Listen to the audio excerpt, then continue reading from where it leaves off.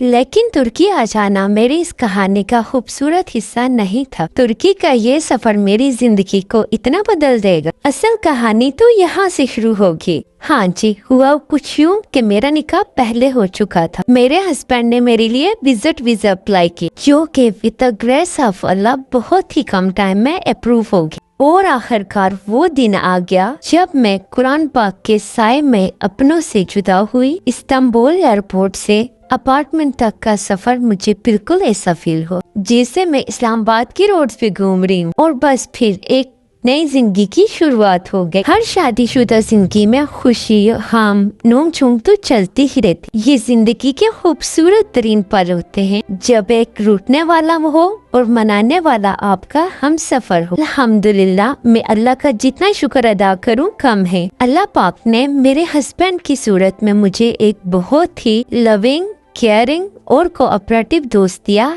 जो कि मेरे चेहरे से मेरी उदासी को समझ जाते हैं। कहा जाता है ना कि ताली दोनों हाथों से बजती है, तो हमारा रिश्ता भी इसी बुनियाद पर मजबूत तरीन होता जा रहा है दिन ब दिन, अल्हम्दुलिल्लाह। और फिर जिस दिन अमल फातिमा ने हमारी जिंदगी में एंट्री दी, वो दिन तो मैं लफ्जों में बयान नहीं कर सकती। और अब अल्हम्दुलिल्लाह अमल फातिमा और उम्मे नूर दोनों ही हमारी जिंदगी की वो खुशी हैं जिनको देख के हम अपनी सारी उदासी भूल जाते। इनकी लड़ाई हमारी जिंदगी को मजीद खूबसूरत बनाती है और अब हमारी लड़ाई भी इन्हीं की वजह से होती है। अल्लाह पाक हर एक को औलाद की नेमत से जरूर नवाज और हर मियाँ बीवी के दरमियान प्यार और मोहब्बत जैसा खूबसूरत रिश्ता हो तो ये जिंदगी जन्नत से कम नहीं। हाँ जी, तो अब बताइए आपको कैसी लगी हमारी कश्मीर से तुर्की तक की जर्नी। अगर आपको मेरा व्लॉग पसंद आया है तो मेरी वीडियो को शेयर करें, लाइक करें और चैनल को सब्सक्राइब करें। हाँ, कमेंट में हार्ट जरूर ड्रॉप कीजिएगा। अल्लाह हाफिज।